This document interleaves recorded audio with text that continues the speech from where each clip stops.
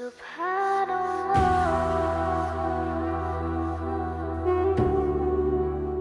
خاتون پوچھتی ہیں جی ہم باہر ملک میں رہتے ہیں، میرے شوہر بالکل بھی گھر کے کام کاج میں میری مدد نہیں کرتے، میں ان کو اکثر کہتی رہتی ہوں مجھے پہلے معلوم ہوتا کہ آپ ایسے ہیں تو میں کبھی آپ سے شادی نہیں کرتی۔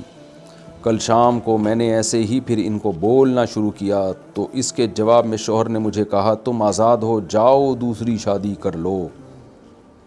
تو میں نے ایک دم ان سے دوبارہ پوچھا کہ کیا مطلب؟ تو انہوں نے کہا اگر تم چاہتی ہو تو۔ یہ بات انہوں نے چڑ کر کہی تھی، غصے کی حالت میں نہیں کہی تھی۔ برائے مہربانی رہنمائی فرمائیں کہ کیا اس سے طلاق واقع ہو جاتی ہے؟ انہوں نے اللہ کی قسم کھائی ہے کہ ان کی طلاق کی نیت نہیں تھی، اور مجھے بھی معلوم ہے کہ اس وقت طلاق کی نیت نہیں تھی، بس جان چھڑانے کے لیے بولا تھا انہوں نے۔ نہیں، اس سے طلاق واقع نہیں ہوئی ہے۔ لفظ آزاد کے بارے میں پوری ڈیٹیل سے میں ایک سوال جواب ریکارڈ کروا چکا ہوں، وہ فتویٰ دوبارہ دیکھا جا سکتا ہے۔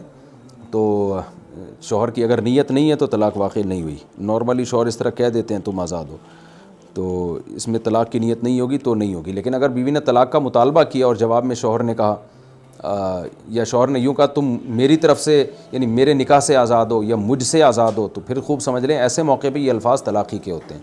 لیکن یا مجھ سے یا میرے نکاح سے کا کوئی لفظ نہیں تھا، تو اس لیے طلاق اور کوئی قرائن واضح قرینہ بھی نہیں ہے جس سے پتہ چل رہا ہو، اس لیے یہاں طلاق واقع نہیں ہوئی ہے۔